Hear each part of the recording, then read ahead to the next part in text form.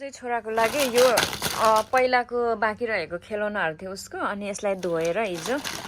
अनि सुकाएर यहाँ यत्तिकैमा यो ह्याङ गरेर राखिदिएर सबै सुकिसक्यो यो छ अनि यो चाहिँ आज धोइदिएको उसको लागि अहिले लिफ्ट कुर्दैछु अनि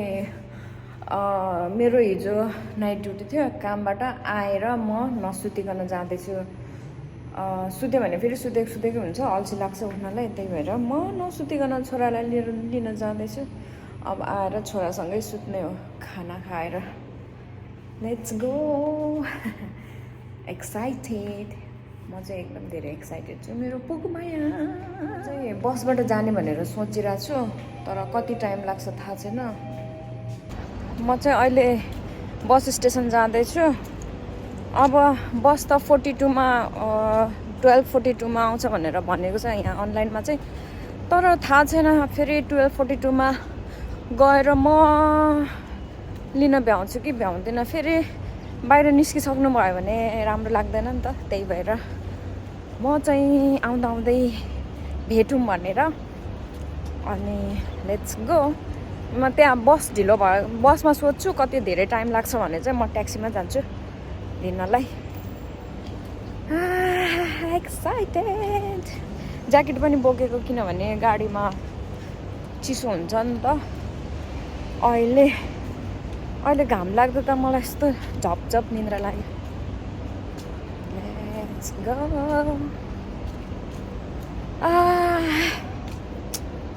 6 महिना अगाडि मैले छोरालाई छोडेको नेपालमा now finally he is here म चाहिँ ट्याक्सीमै आएँ किन भन्दाखेरि बस आएन कुद्दा गरेँ बस आएन 42 भनेको थियो 50सम्म कुरेँ बस आएन अनि ढिलो हुन्छ कि भनेर म ट्याक्सीमा आएँ अहिले चाहिँ आइसकेँ म निदा आइसकेँ म लिनलाई अब त्यो बाटो आउनुहुन्छ आएको यहाँ देखिँदैन अहिले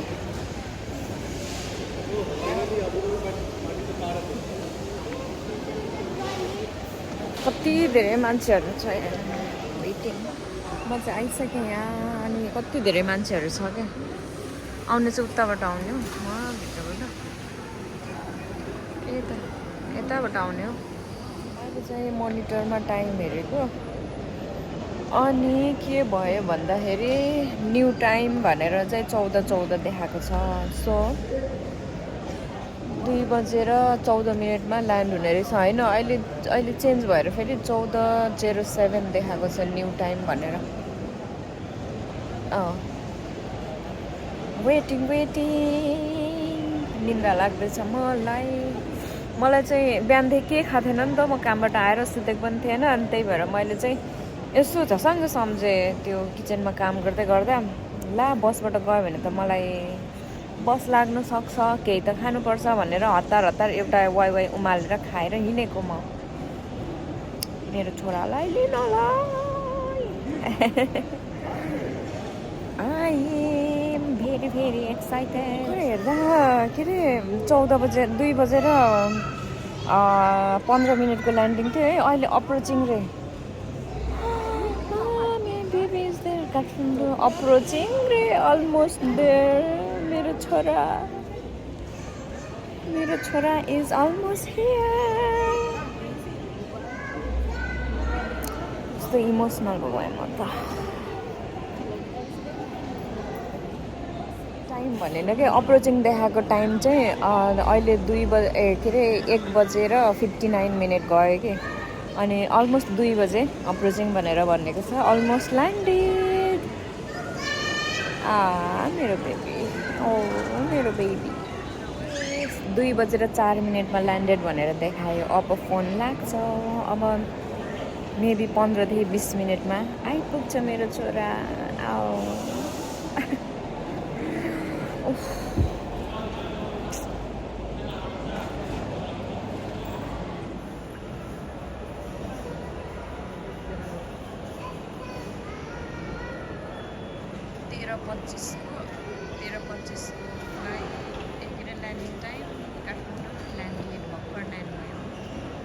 यो मान्छेहरू यो बच्चाहरू भएको ठाउँमा गएर वेट गर्नुपर्छ त्यहाँबाट उता एराइभलको गेटबाट आउनुहुन्छ मेरो छोरा ल्यान्डेड भनेको 15 मिनट भइसक्यो है लगेज क्लेमिङ भनेर पनि देखाएको छैन अनि मेरो बुढाको फोन पनि लागेको छैन मेबी मेरो छोराले झगडा गरे जस्तो लाग्यो किनभने बिहानदेखि केही खाएको छैन बुबु मात्रै खाइरहेछ झगडा गऱ्यो अनि के अरे सिम कार्ड चेन्ज गर्नु भ्याउनु भएन होला जस्तो लाग्यो मलाई चाहिँ कति कुरा खेल्दो रहेछ त मनमा नत्र सिम कार्ड त चेन्ज गर्नुपर्ने त 15 मिनट भयो लानुभएको अहिले 20 भइसक्यो 2 बजेर 20 मिनट गइसक्यो ल्यान्डेड भनेरै देखाएको छ मान्छे पनि कोही आएको छैन भर्खर ब्यागेज डेलिभरिङ भनेर आयो अब चाहिँ ब्याग्स अराइभिङ भनेर आयो अब चाहिँ 15 मिनट भित्रमा आइपुग्नु हुन्छ एक्साइटेड मेरो छोरा आयो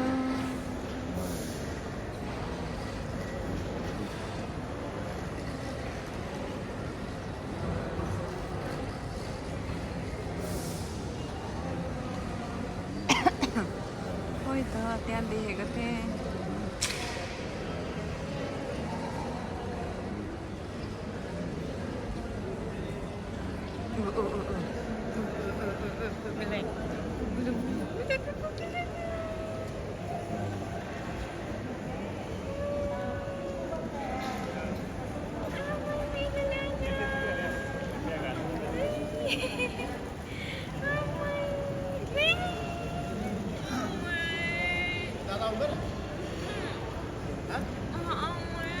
Kota cute ya, kota cute, kota.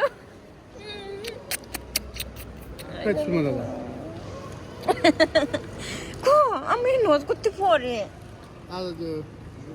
Amin, itu pukul. Hah? Anas Raja, Anas.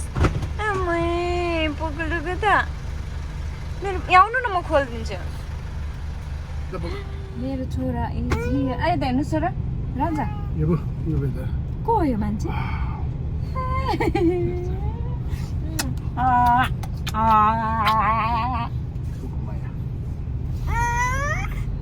त्यसो गर्नु पनि छोरा